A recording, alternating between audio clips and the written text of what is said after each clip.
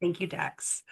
So, the Antioch University Seattle Counseling Program would like to acknowledge that although we may all be calling in from various places around the world, Antioch University Seattle's campus is located on the unceded traditional land of the first people of Seattle, the Duwamish people, past and present.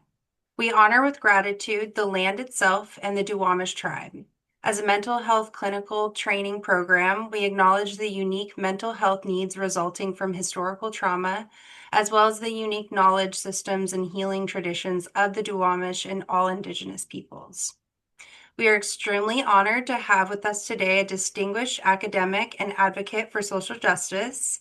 Dr. Ian Taffy is an award-winning author, independent scholar, licensed marriage and family therapist, and former editor-in-chief of the Journal of Sexual and Relationship Therapy. They have researched and published extensively on gender, disability, sexuality, relationships, and trauma. Dr. Ian Taffy has published more than 7 books and contributed to more than 25 handbooks and anthologies. Their recent book, How to Understand Your Relationships, a Practical Guide, is co-authored with MJ Barker and published by Jessica Kingsley Publishers. They are a frequent guest on podcasts and have hosted more than 80 episodes of their own podcast, Gender Stories. As a licensed therapist, Dr. Ian Taffy is a co-founder of Edges Wellness Center, a group practice located in Dakota and Anishinaabe territories, currently known as Minneapolis, Minnesota. For 8 years, Dr. Ian Taffy served as clinical director until 2025, when they decided to devote more time to teaching, speaking, and writing.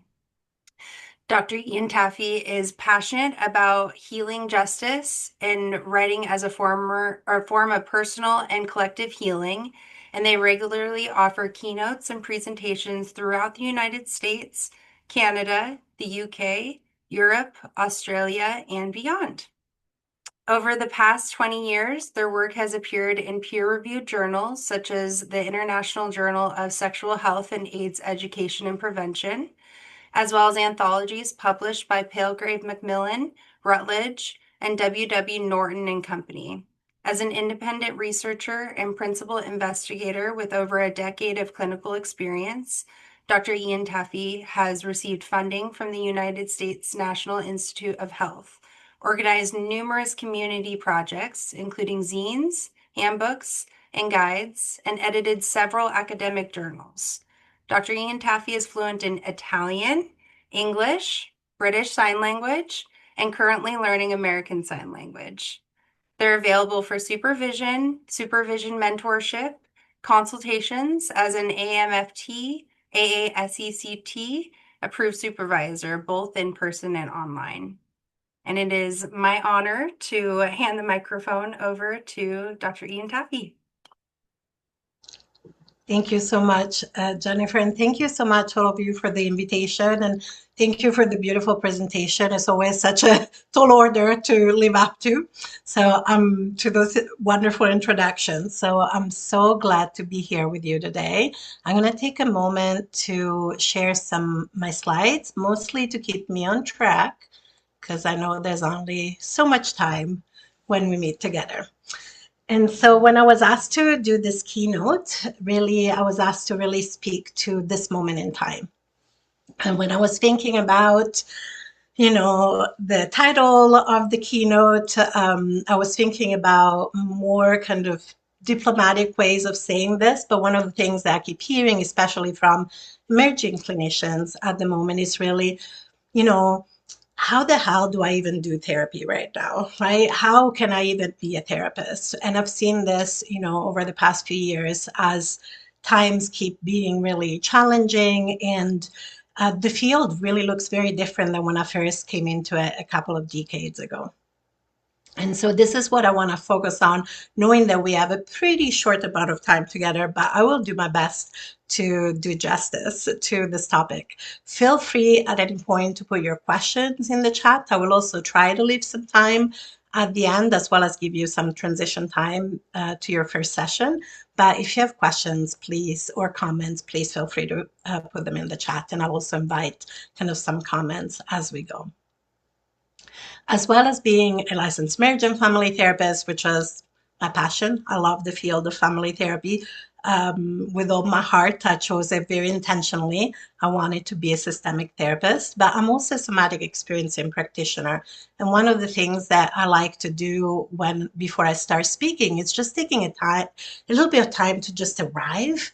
And so I'm just going to invite you all to just arrive with me. If this is not your jam, if you're like, I don't like somatic work, this is a great time to like refill your water, grab a cup of tea, go to the bathroom. We're going to do this for a couple of minutes. So don't feel like you have to join me. But if you'd like to join me, I'm going to invite you to do so. And so I'm just going to invite you to breathe, first of all. And I know we're breathing all the time, but we're not always kind of paying attention to our breathing. And we're not trying to change anything. We're not trying to modify anything. We're just taking a moment to say hello to our bodies, especially if maybe you've just woken up not so long ago or you've been rushing through your day. It can feel settling sometimes to breathe and sometimes not. So if you want to lower your gaze, you can do that or close your eyes, but you don't have to. We're just turning inwards for a moment.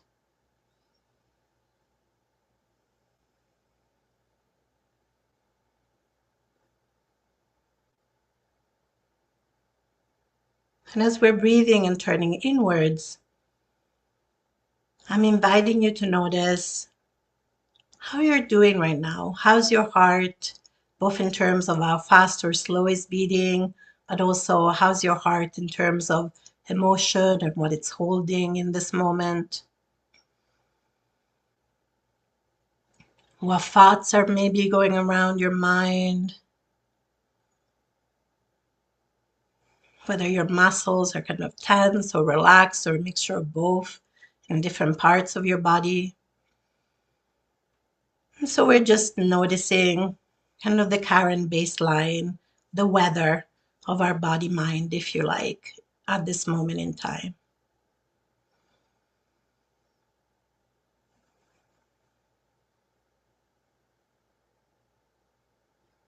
If you want to and it feels good, you might even want to put a hand on your heart or your belly, if that feels supportive.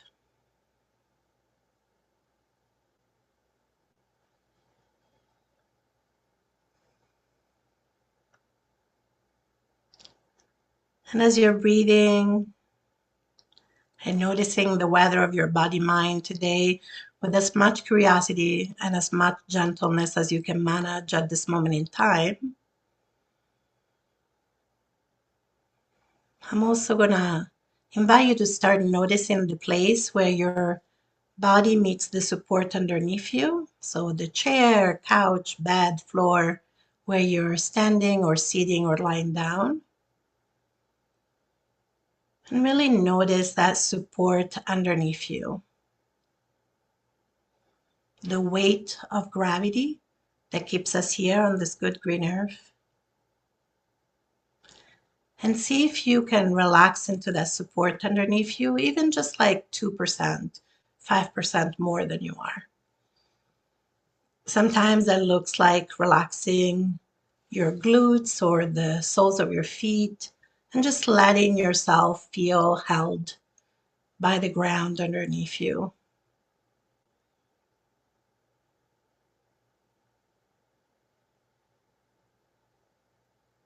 And as you do that, again, just noticing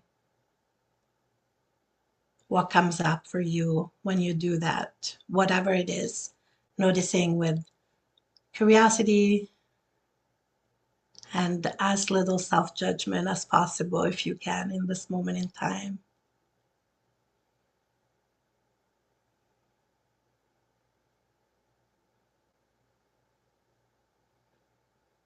And as you're noticing the support underneath you and the weight of your body, I'm going to encourage you to breathe into your relationship to place and to land specifically. Breathing into the simple truth that wherever we are on the globe, we're always on Indigenous land, always was, always is, and always will be Indigenous land. And noticing what comes up for you when you breathe into that relationship. with the place you're in at this moment in time.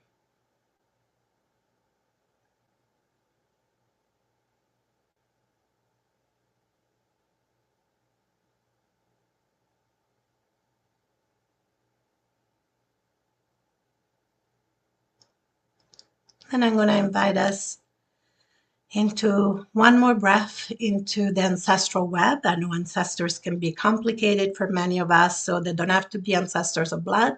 They can be ancestors of healing lineage, of social justice, ancestors of care, ancestors of activism, ancestors of liberation, whichever ancestors feel supportive in this work at this moment. I know I've been really leaning on my transcestors and gender blessed ancestors lately.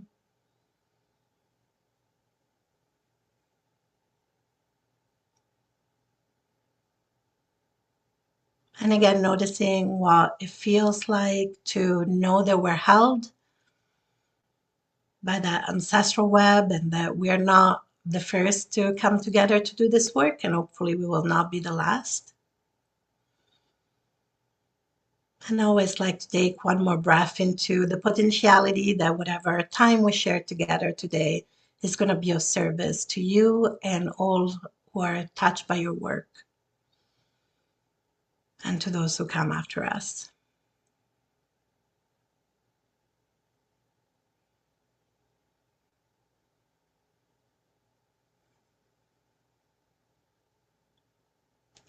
And I'm going to invite you back to self and start noticing the weather of your body mind once more.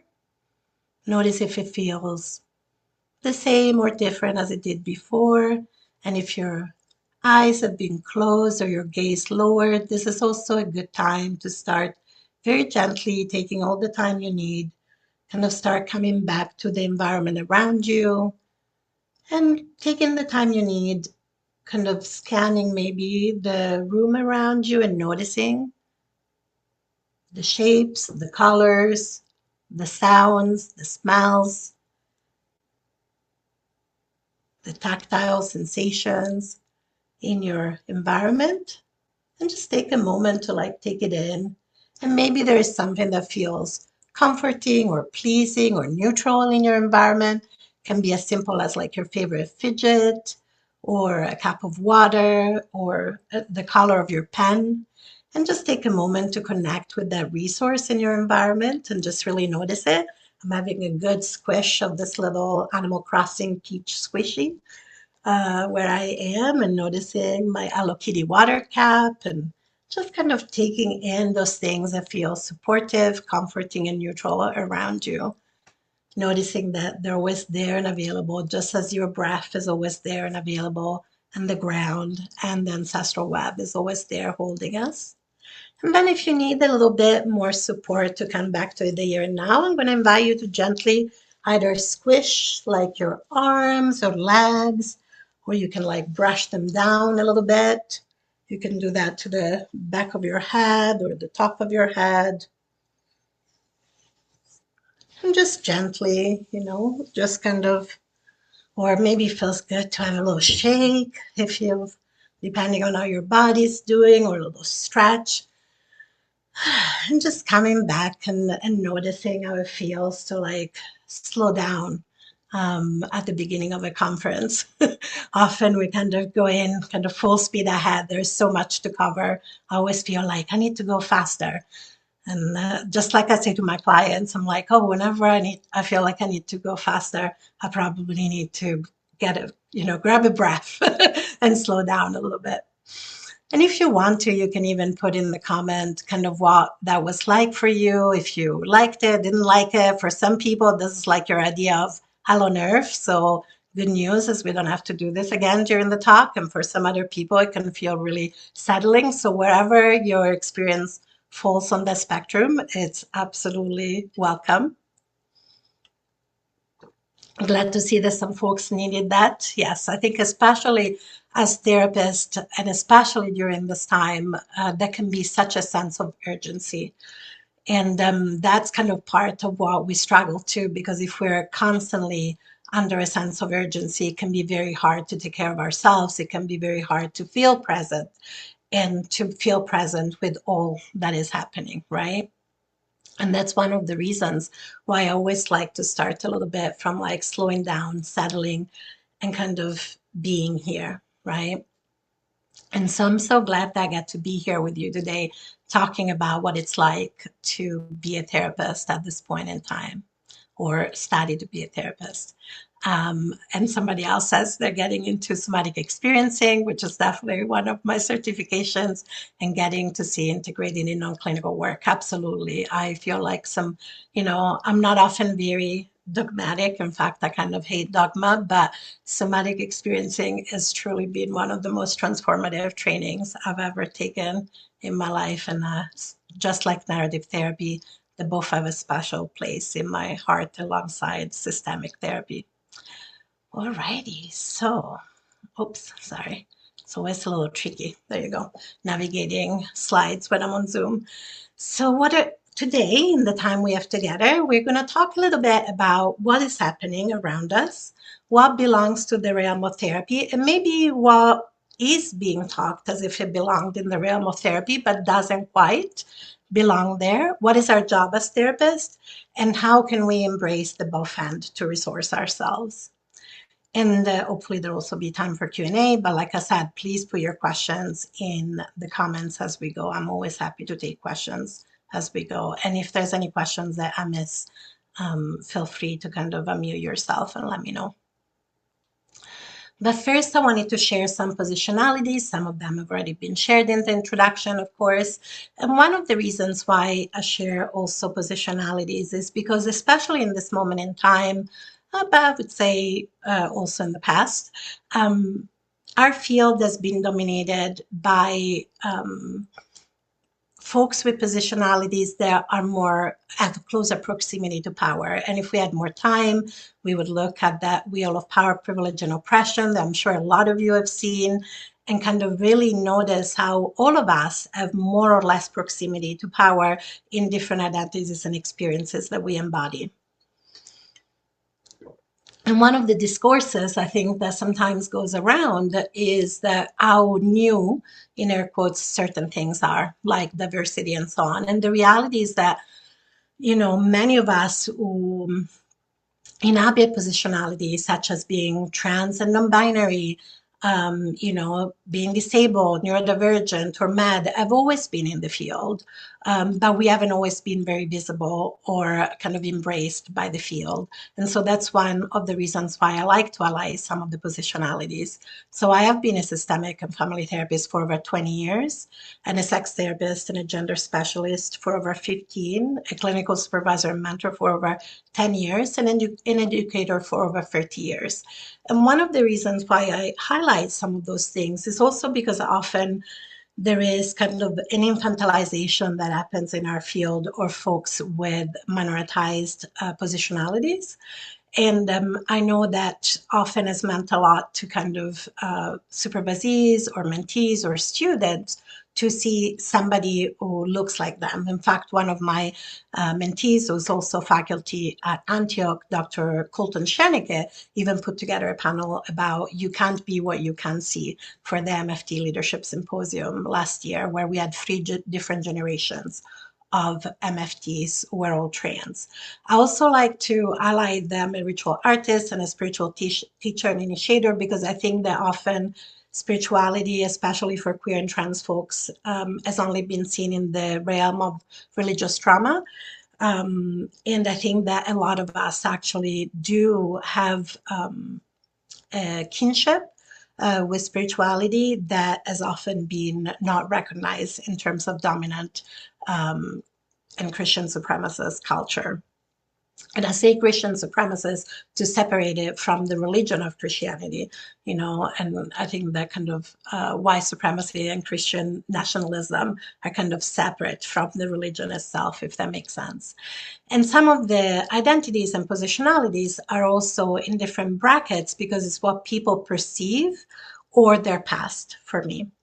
And of course, there are many other identities beyond the ones that are listed here that inform who I am and how I work. But one of the reasons why I like to talk about this is because what is happening in the world is also impacted by who we are, and how we are impacted by what's happening in the world is also dependent on what our identities and positionalities are. Not all of us are going to be impacted in the same way by some of the things that are happening, because we have different body minds and different locations that we occupy. And we'll talk about that a little bit more.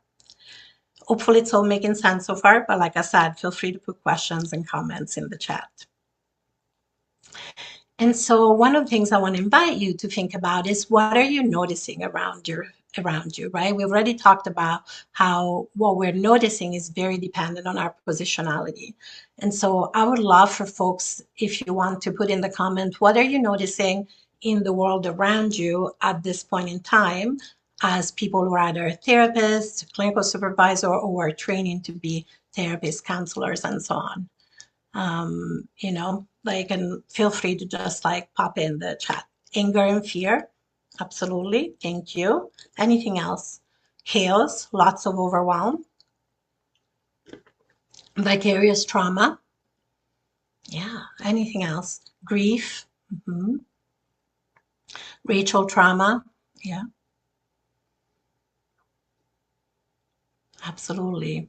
So we got anger, fear, chaos, lots of overwhelm, vicarious trauma, grief, racial trauma, transphobia, awakening, community, disappointed in this world, exhaustion. Yeah, all very valid feelings.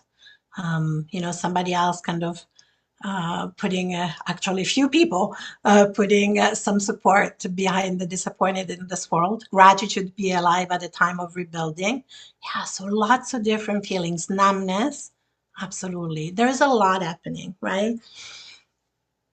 Some people talk about the fact that we are in a polycrisis, right? And there's, climate crisis, increase transphobia kind of globally.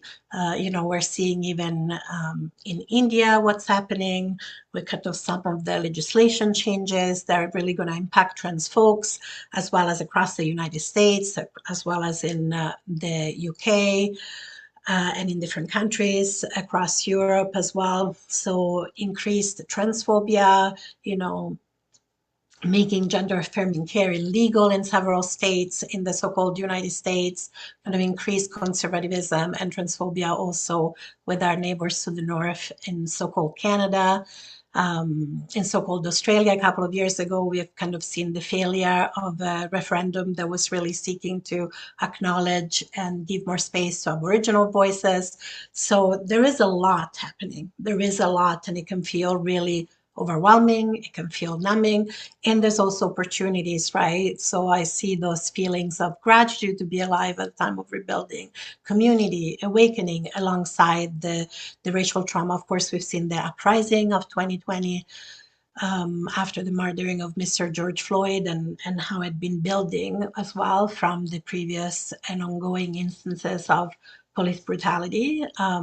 And of course, the ongoing genocides of Indigenous folks across the world, whether it's the ongoing genocide of settler colonialism in so-called US and Canada, or in Palestine, or all the things are happening all around the world. And somebody is also in the chat offering some gratitude for the reframe of being alive at a time of rebuilding. So there is a lot, and we carry all of that with us into the therapy room, and our clients are carrying all of that with them into the therapy room, and it can feel, and into the classroom, right, and into all of the space in which we move, and it can feel incredibly overwhelming, and something that really, one of the questions that I keep hearing constantly is, this is not anything that a graduate school might have prepared people for, right? And so, one of the questions that I'm going to invite you to ask yourself today is, we carry all of this with us, but what really kind of belongs in the realm of therapy, and what maybe we're seeing through the lens of therapy because of who we are as kind of mental health providers, but could be viewed through a different lens, if that makes sense. I'm seeing some more comment, feeling helpless in the face of all of that. Absolutely, can feel really heavy. So maybe even taking a moment to remember that breath and that support that we connected to at the beginning of the talk, because we are talking about really difficult things, and especially for me as somebody who provides gender affirming care and who is trans, one of the things I've been invited to talk about was also kind of the impact of what's happening with all the attacks on gender affirming care. And for example, this map by the Human Rights Campaign that's on the slide at the moment really shows how many states have started to kind of ban gender affirming care before the age of 18 or 19. And it's a lot of states. So the states that have laws or policy that ban gender affirming care for minors are kind of in red. And it's the majority of the states across the so-called United States at the moment, with a few pockets like Minnesota, Wisconsin, Illinois, Michigan, in the area of the world where I am, kind of Colorado, New Mexico, in the kind of central corridor, Washington, Oregon, Nevada, California, kind of to the west, and then to the east, a little bit more of a holding off, apart from New Hampshire. Sorry. So really, there is a lot that's happening, and on top of the attacks on gender affirming care, there's also attacks on kind of Medicaid and Medicare funding. And of course, attacks on research funding, right? Like if I was still in academia as a investigator for the National Institutes of Health, I'm pretty sure all my funding would be gone at this point, given that all my colleagues' funding is gone pretty much for folks who are doing research in kind of HIV and folks with minoritized gender and sexualities. And so it can feel really heavy. It can feel really hopeless in a lot of ways.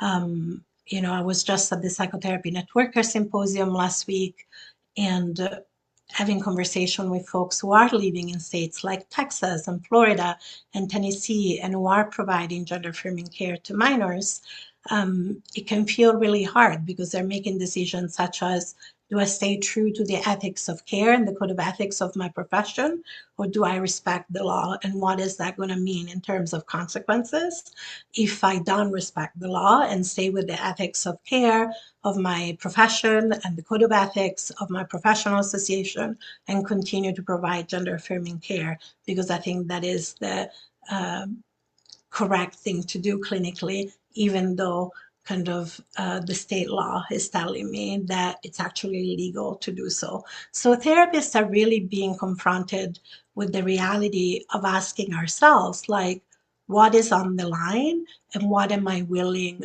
to sacrifice or not? What is my situation? What can I do? What can I not do? And what lines am I willing to cross or not cross? And things that many therapists haven't been asked to face in our lifetime, if that makes sense. And so that is very, very challenging. And I'm not surprised that a lot of the feelings that come up when I ask you what you're noticing around you in this moment in time, although there were some beautiful reminders that, of course, there is community, there is rebuilding, there is hope, is also that there is anger and fear and chaos and overwhelm and trauma and grief and racism, white supremacy, transphobia, disappointment, exhaustion, all of those things, numbness, feelings of helplessness, all of those things are kind of very alive within us and within our clients as well. So in a way, a lot of demand is also being put on therapists to manage all of this, right? There's a lot of therapists are asking ourselves, how do I support my clients in this moment, right? Cognitive behavioral therapy is not going to help. I mean, I have questions how much cognitive behavioral therapy helps generally with issues of systemic oppression, right? DBT skills, wonderful. Love dialectical behavioral therapy skills. And they are not going to kind of help us in the face of possible criminalization as providers. We're just offering gender affirming care, right? And again, not to diss any of those approaches, but a lot of the ways that graduate programs have really shifted to teaching therapy has been very much guided by the desire to be recognized within medical world and to work from evidence-based approaches, right? There's a lot of emphasis on evidence-based approaches, interventions. Often when I'm supervising, I'm asked, okay, can you give me more interventions? What do I do with my clients? There's also always a question of doing, right? And at the moment, one of the things we're being asked is to be with our clients, to really be with our clients in their grief, in their rage, in their hope, in their awakening, in their rebuilding. And skills of being, therapy after all is a relational healing modality. Skills of being with our clients can be taught and can be practiced, but often that is not the emphasis on a lot of our programs for a lot of good reasons. Um, and I see that there's kind of some comments in the chat, so I want to make sure that I kind of look at those as well. And somebody said, AKA attempting to be accepted by colonial systems, 100%, right? Like we know that therapy, the way we practice, the way we teach it, the way we learn it is very Western based, is very colonized. And there is this dichotomy very much in our field. Oh, I wish I put that slide that I had at the Psychotherapy Networker Symposium last week. I had a slide that really showed the pooling. On one hand, the pull towards more interventions, more niching, more specializing, right? And on the other end, this push towards decolonizing therapy and wanting to really acknowledge kind of how shaped by coloniality, colonial thinking, carceral logic, white supremacy, the world of therapy is. I see another comment in the chat. Teaching students and supervisees about the importance of witnessing strong emotion and the great healing power of connection and relationships. I love that. Thank you for sharing that, Angela. Absolutely. One of the things that, especially when I have practicum students or interns, depending on the field, basically folks who are still in their masters who need to get their first clinical hours. One of the questions that I'm always asked is, what do I do with clients? And I'm always saying, learn how to be with clients first. Actually, presence is one of the most foundational therapeutic skills. One of the things that comes up in research again and again is that effectiveness of therapy, regardless of the approach that the therapist use, is based on the quality of the therapeutic relationship. And yet, what the therapists who are effective do is very hard to quantify in traditional Western kind of research approaches, right? Because of a lot of the quality that therapists have to kind of establish that joining, that solid therapeutic relationship is relational skills, which are not easily quantifiable, even though, like I said, they can absolutely be taught. Somebody else said, Shari, I resonate with this. The relational healing aspect feels so important, especially as we venture more into supporting clients through unsolvable problems. Absolutely. And that's a good segue into the next slide that I want to share. And it's a short kind of video from an Instagram reel from a wonderful psychotherapist in the UK. And that's really what I want us to think about next is that we are, therapy is a relational healing modality. And often our job is not to do something with clients or to help them feel better, because how can we feel better in the face of multiple ongoing genocides and the increased climate crisis? But we can be with people. And so I would like to really start to think about what belongs in the realm of therapy and what maybe doesn't so much. I'm also going to make sure that I am sharing my sound, so hopefully you can hear the video. It's also captioned and it's pretty brief, so I'm going to play this video for a moment. In the West, we've become a little obsessed with explaining the world through psychological language. I've noticed something interesting online. When therapists talk about global affairs and people are saying that we feel distressed and panicked in relation to illegal wars or genocides, the common response is your response, your emotional reaction to these events is normal. Now, at face value, that seems just fine. We feel big things in relation to bad things happening in the world. But what happens when we continually translate the global reality into psychological language? Outrage becomes emotional dysregulation, pain and suffering becomes vicarious trauma, and righteous and moral anger is somehow an indication that we need to regulate ourselves. When we do this, the focus of the problem changes. The world is no longer the issue. Your ability to adapt and cope with the world becomes the problem. Amongst fringe groups of therapists, there is a critique emerging, right? That says that the world tricks us into believing that we are the problem. And as a consequence of this, it stops us from coming together and confronting the world. The consequence of using constant therapy language in relation to global issues is that it completely pacifies us. And instead of saying, well, why do these imperialistic mental countries keep bombing the world? We start asking, what do I need to do to myself in order for me to cope with this reality? Sometimes those feelings are actually a consequence of the world weighing us down and beating us up. And the solution isn't that we need to regulate ourselves. The solution is that something in the world needs to change first. Alrighty, sorry about the static. I don't know what's going on with the static, but hopefully, yes, and the video should have been captioned as well.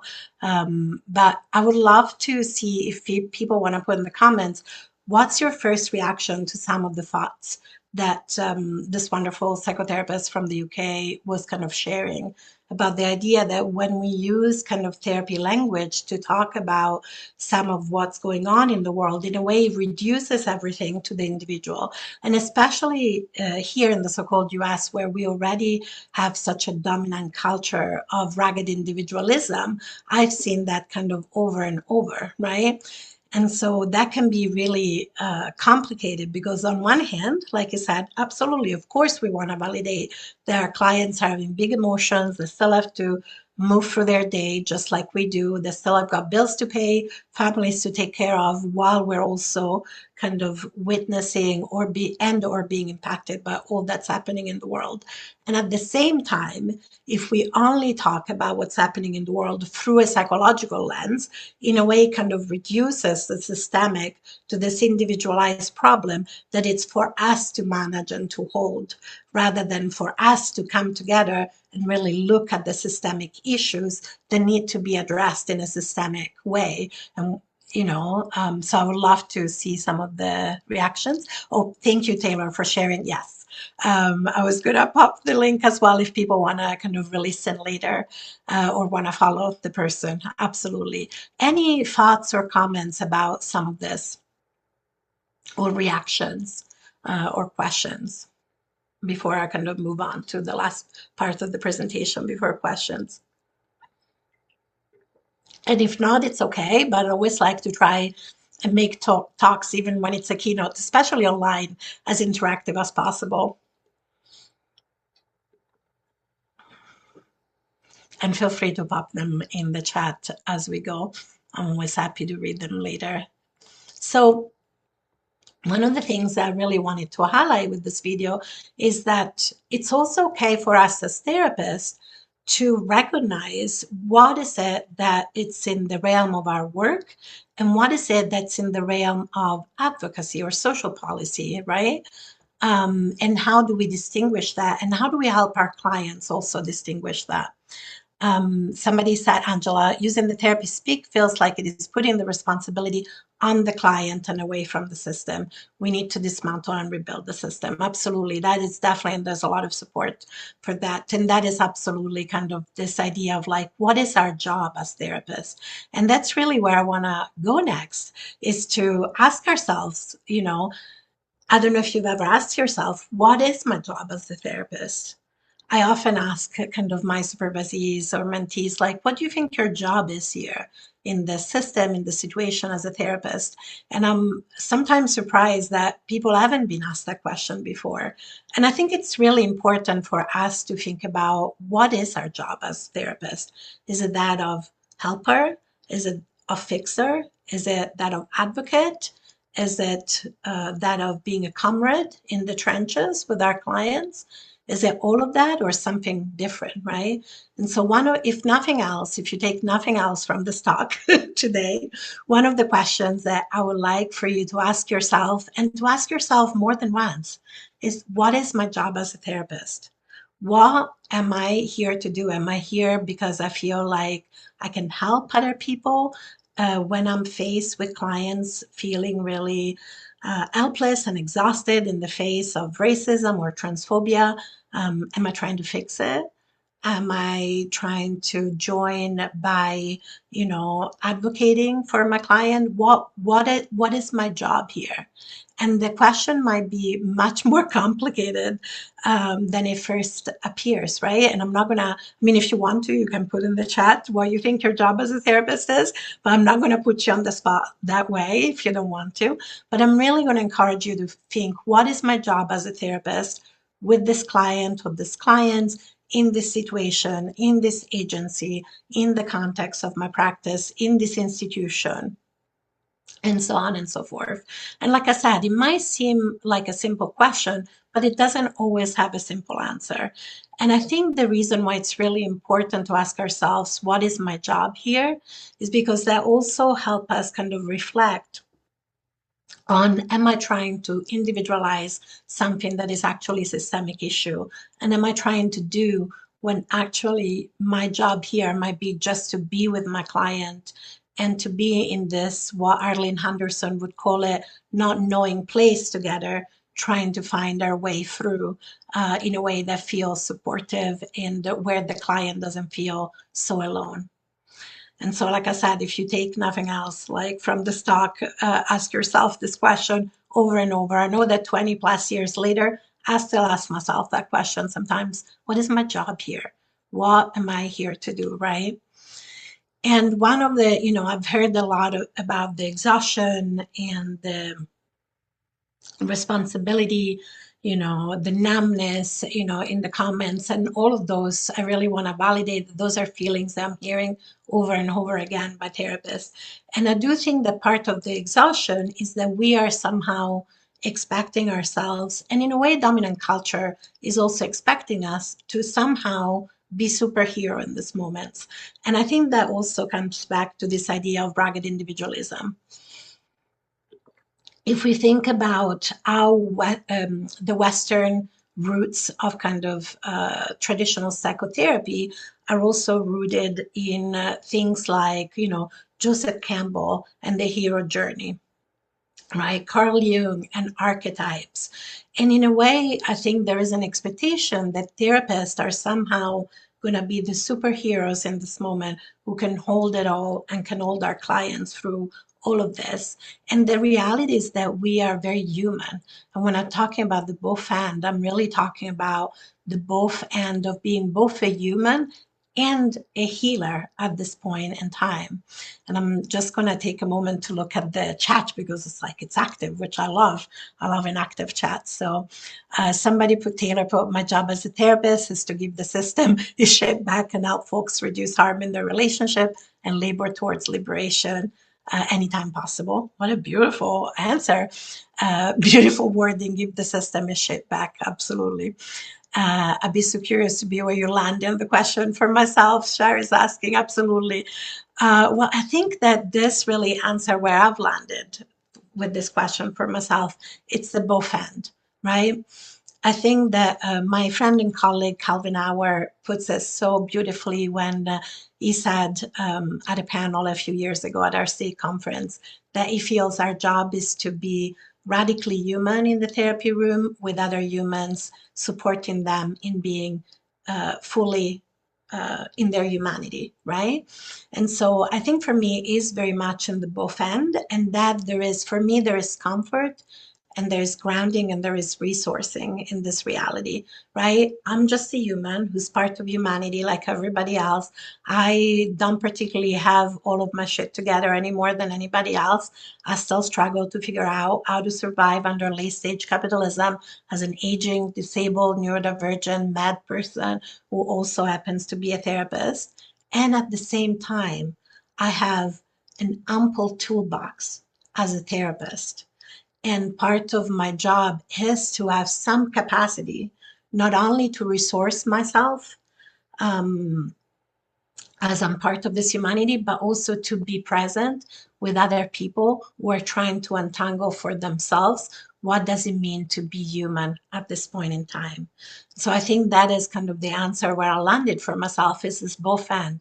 I'm a human just like everybody else, and I'm also a healer. I do think about therapy as healing. I know there is discourse about this, or there was discourse about this on the internet. And when I say that I think of myself as a healer, it doesn't mean that I think I can heal people. What it means is that I have some tools to hold space for people as they're going through their own process of unraveling what it means to be fully and radically human at this moment in time, right? I don't particularly, I can't just wave a magic wand. I wish I could and give my clients, right, self compassion and radical acceptance and all the things that I want my clients and systemic understanding of the world, all the things I would love for my clients to have. But I can hold space for that process to happen in the therapy room. And in a way, there is comfort for me in that answer because if I'm human, just like everybody else, I cannot expect myself to just be able to rise above, right? Whatever is going on systemically.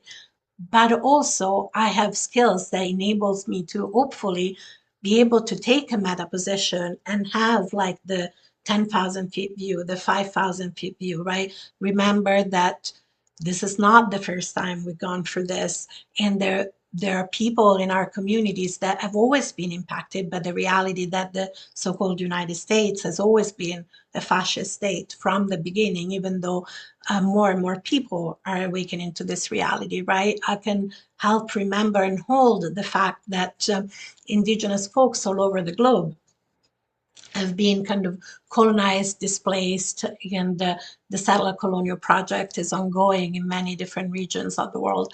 And I can hold that complexity of the both end, right? Hopefully on a good day.